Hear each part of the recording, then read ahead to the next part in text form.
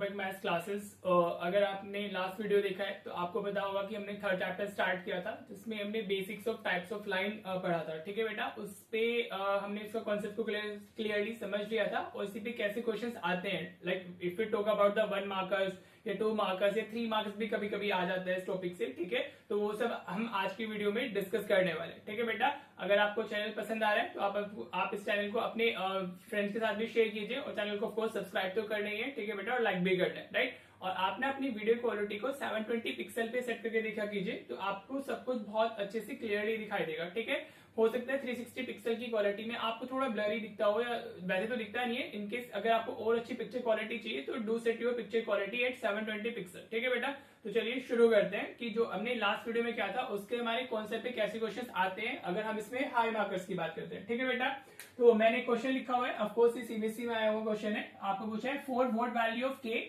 आप इस टाइप के क्वेश्चन उस कॉन्सेप्ट से आते हैं। ठीक है बेटा, for what value of k the system of equation has no solution. आपको ऐसे स्पेसिफाई किया जाएगा। ठीक है बेटा, कि उसका सोल्यूशन दे देगा या फिर टाइप ऑफ लाइन बता देगा। वो ऐसे भी बोल सकता था कि for what value of k the given system of equations represent parallel lines. ठीक है, अगर आपने लास्ट वाली वीडियो देखी होगी तो आपको पता होगा कि नो सॉल्यूशन किसका होता है, पैरेलल लाइंस का होता है। ठीक है बेटा, तो अब उनके लिए जो कंडीशन है हमने वो यूज करनी है, राइट। तो easy, let mark this as first और इसको हम सेकंड मार्क कर लेते हैं। हाँ जी, लास्ट वीडियो में मैंने बताया था ना, अभी इसमें जो एक्स का कोफिशिएंट है वो हमारी a1 की वैल्यू होगी। तो इधर एक्स का कोफिशिएंट हमारा कितना है, k, तो a1 की वैल्यू क्या हो गई हमारी, ठीक है, k हो गई। अभी b1 क्या होगा हमारा, y का कोफिशिएंट कितना है इसमें 3, फर्स्ट इक्वेशन के अंदर देख रहे हैं हम लोग। और c1 क्या होता है without x and y, constant term जो होती है हमारी। ठीक है बेटा जी, तो c इसमें इधर हमारा k माइनस 3 आ गया। ठीक है बेटा, राइट। हाँ जी, अब सेकंड इक्वेशन से सेम हमें a1 a2 b2 c2 की वैल्यू लिखनी है, राइट। तो इसमें a2 कितना होगा हमारा, a2 इधर हमारा x का कोफिशिएंट होता है तो ये 12 आ गया।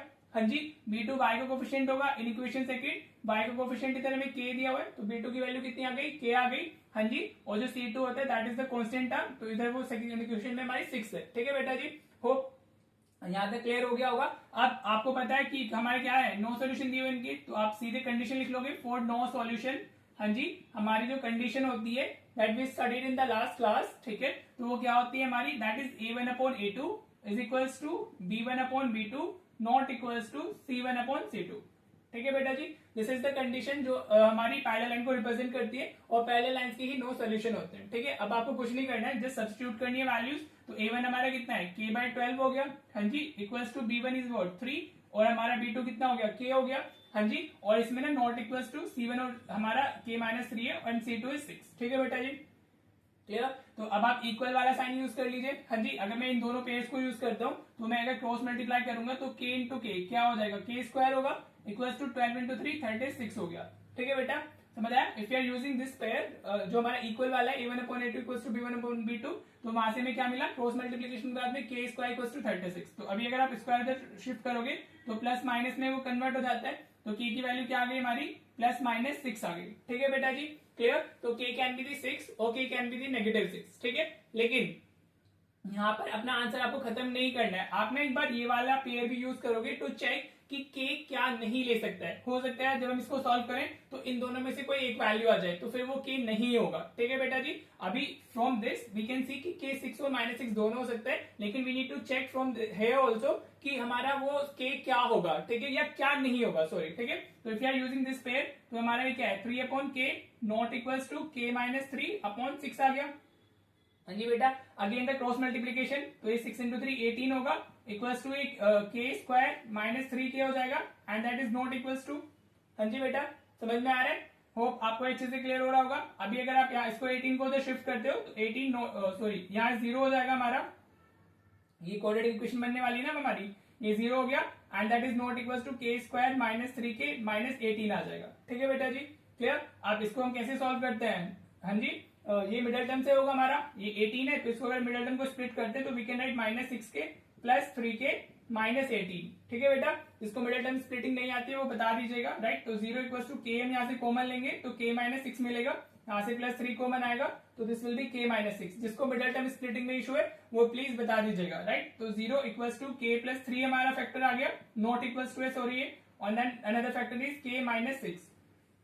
ठीक है, तो अगर आप इसमें क्या पुट करते हो तो k हमारा क्या आएगा, नॉट इक्वल्स टू -3 आएगा भाई, k plus 3 not equals to 0 होना चाहिए, तो उसके लिए k नॉट इक्वल्स टू -3 होना चाहिए, या फिर हमारा क्या k -6 नॉट इक्वल्स टू 0 होना चाहिए, राइट। फॉर दैट हमारा k क्या होगा, k नॉट इक्वल्स टू हमारा 6 हो जाएगा, ठीक है बेटा जी। तो इसको भी सॉल्व करके देखना होता है, कुछ बच्चे सिर्फ यहाँ से आंसर लिख देते हैं जिसमें हमारा फिर मार्क चले जाते हैं। सपोज इट इज 2 मार्क के क्वेश्चन और आप इसमें के दोनों देखे आओगे तो फिर आपका क्या होगा, वो आपके 0.5 तो डेफिनेटली या 1 मार्क ही मिलेगा आपको, ठीक है, समझ आया। तो अगर अभी यहाँ से इसको भी देखना है कि के क्या नहीं हो सकते, तो K can not be equal to -3 and K can not be equal to 6, ठीक है। लेकिन यहाँ से क्या आ रहा था, के 6 हो सकता है, ठीक है, यहाँ से आ रहा है के 6 नहीं होगा, right. So your final answer should be k is equal to -6, ठीक है। k की वैल्यू क्या आएगी हमारी, -6 आएगी। होप आपको ये क्वेश्चन अच्छे से क्लियर हो गया होगा। अभी हम एक दो क्वेश्चन और कर लेते हैं ताकि आपको ये वाला टॉपिक बहुत अच्छे से क्लियर हो जाए, ठीक है बेटा। चलिए नेक्स्ट क्वेश्चन देखो बेटा, मैंने एक एमसीक्यू लिया है, आपको ईसीबीएसई 24 के स्टैंडर्ड के पेपर में आया था, सेम कॉन्सेप्ट पे, इसलिए मैंने ले लिया है। और एमसीक्यूज तो ऑफ कोर्स इंपॉर्टेंट होते हैं, बच्चों को प्रॉब्लम भी एमसीक्यूज में ही होती है, ठीक है। लेकिन एमसीक्यूज आर मेनली कॉन्सेप्चुअल, अगर आपको कॉन्सेप्ट क्लियर है तो एमसीक्यूज इजीली हो जाते हैं, ठीक है। देखो कितना इजी क्वेश्चन था, the pair of linear equations, हमें दो इक्वेशंस दी हुई है, x + 2y + 5 = 0,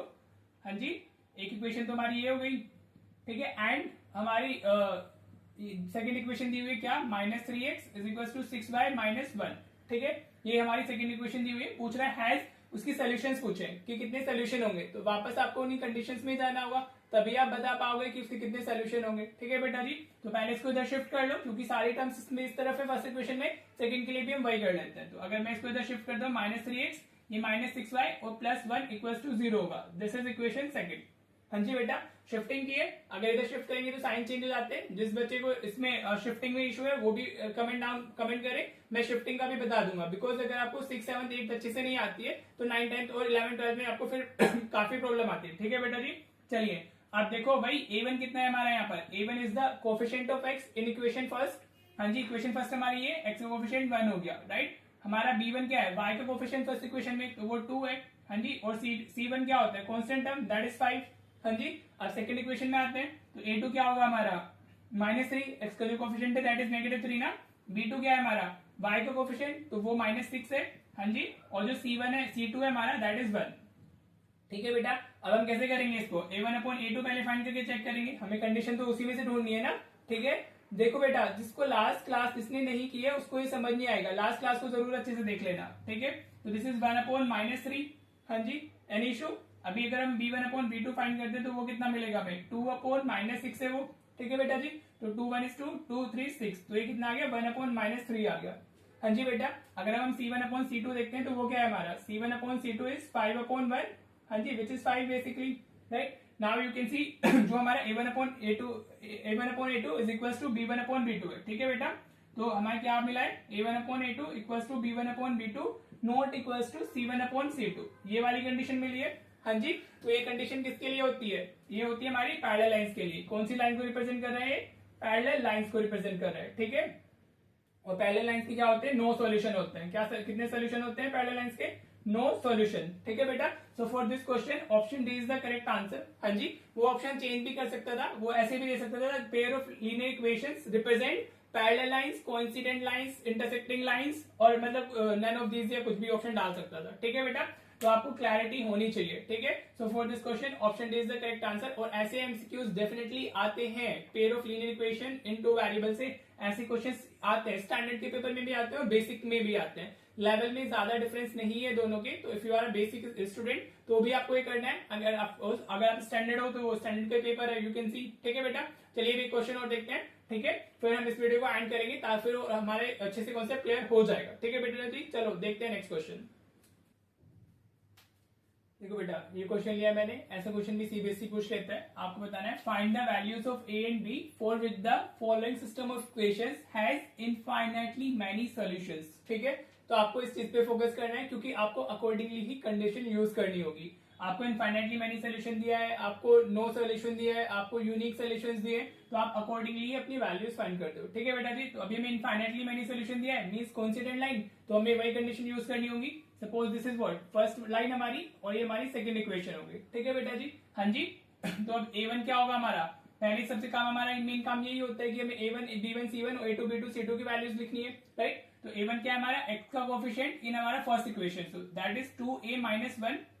हाँ जी बेटा जी, क्लियर। फिर b1 क्या हो गया हमारा y का कोफिशिएंट होता है, तो दैट इज -3 ओवर हियर, तो ये -3 आ जाएगा, राइट। हाँ जी, और c1 क्या होता है कांस्टेंट टर्म, वो इक्वल के इस तरफ लिखी हुई है तो चलेगा, c1 इक्वल्स टू 5 हो गया हमारा। हाँ जी बेटा, क्लियर। कांस्टेंट टर्म्स इक्वल के सेम साइड में होनी चाहिए दोनों इक्वेशंस के अंदर, फिर आप अकॉर्डिंगली वैल्यू लिखते हो, ठीक है जी। अभी a2 की बात करते हैं, तो a2 is the coefficient of x in the second equation, तो अभी x का कोफिशिएंट इधर क्या है हमारा 3, तो ये 3 हो गया। हाँ जी बेटा, जब हम कोफिशिएंट की बात करते हैं तो जिसका कोफिशिएंट हमें बताना है, हम उसको हटा के जो भी लिखा होता है उसके आगे वो लिख देते हैं, ठीक है। अभी b2 क्या होगा हमारा y का कोफिशिएंट इन इक्वेशन सेकंड, तो that is what b minus 2।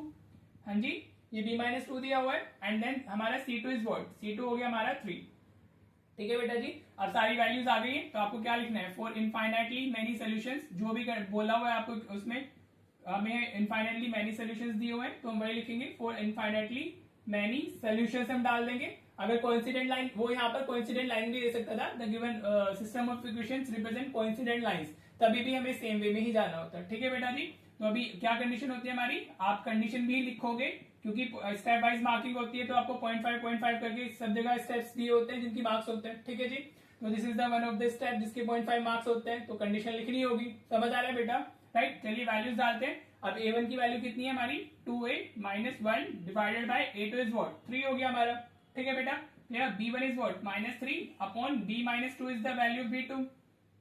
हाँ जी, अब c1 c2 कितने हमारे 5 अपॉन 3 आ गया, ठीक है बेटा जी, क्लियर। अभी ना तीनों टर्म्स इक्वल है, ये तीनों रेशियो इक्वल है, तो this is equal to this, this is equal to this, आप ये इसको इसके इक्वल भी डाल सकते हो, इसको इसके इक्वल भी डाल सकते हो, ठीक है बेटा जी। तो आप कोई सा भी पेयर सिलेक्ट कर सकते हो, because all these three are equal. हाँ जी, होप आपको क्लियर हो रहा होगा। तो अगर मैं अभी देखो, अगर इन दोनों को लेंगे तो ए और बी में हमारी इक्वेशन आ जाएगी जबकि हमें दिख रहा है जो ये वाली टर्म है c1 c2 की, उसमें कॉन्स्टेंट है, तो हम इसको ले लेते हैं, तो डायरेक्टली हमारा क्या आ जाएगा, आंसर आ जाएगा। तो you can write 2a minus 1 upon 3 is equal to 5 upon 3। एक तो पेयर हम ये यूज कर ले रहे हैं और दूसरा पेयर हम ये वाला यूज कर लेते हैं, -3 अपॉन b माइनस 2। देखो, अगर कांस्टेंट वाली रेशो हो ना आपके पास में, जहां कोई वेरिएबल नहीं है, तो उससे ही इक्वेट करना है इसको, ठीक है बेटा जी, क्लियर। बस अब आप क्रॉस मल्टीप्लीकेशन करो, ये इस तरफ 3 जाएगा, इस तरफ 3 जाएगा, या 3 से 3 कैंसिल भी कर सकते हो, अब जैसे आप चाहो। अगर डिनोमिनेटर सेम होते हैं हमारे कॉमन डिनोमिनेटर्स, तो वो कैंसिल हो जाते हैं, ठीक है बेटा। तो 3 से 3 कैंसिल हो गया, तो 2a माइनस 1 इधर रह जाता है, इधर 5 आया। अभी आप 1 को जब शिफ्ट करोगे तो 2a इक्वल टू 5 प्लस 1 हो जाएगा, तो 2a इज इक्वल टू 6। हाँ जी बेटा जी, क्लियर। तो a की वैल्यू कितनी आ गई हमारी, 3 आ गई, ठीक है।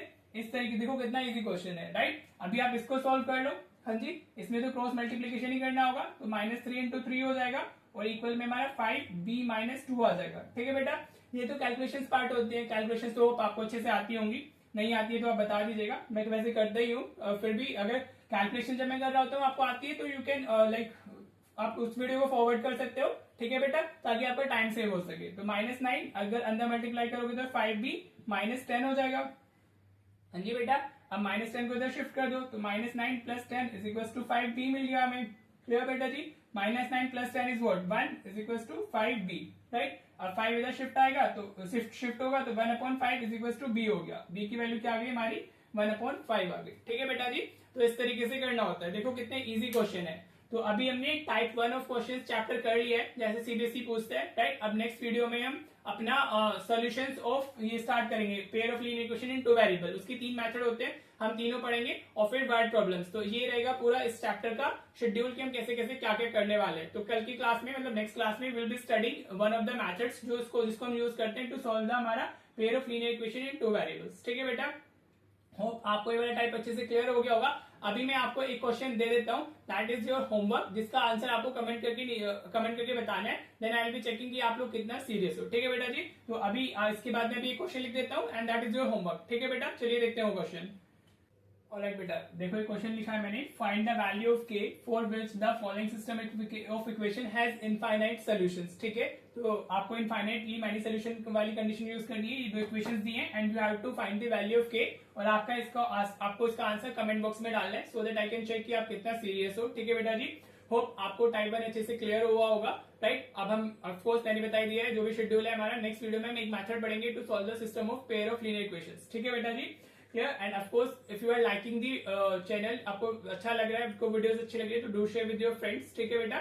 एंड वन मोर थिंग कि देखो मुझसे ऐसे शोर वगैरह चिल्ला के बोलना बोला नहीं आता है, तो only serious students can get benefit from my channel. ठीक है, अगर आप रियली अच्छा करना चाहते हो एक बोर्ड में तो डेफिनेटली आपको यहाँ से बेनिफिट मिलेगा, राइट। तो चलिए मिलते हैं फिर नेक्स्ट वीडियो में। Thank you so much for watching the video.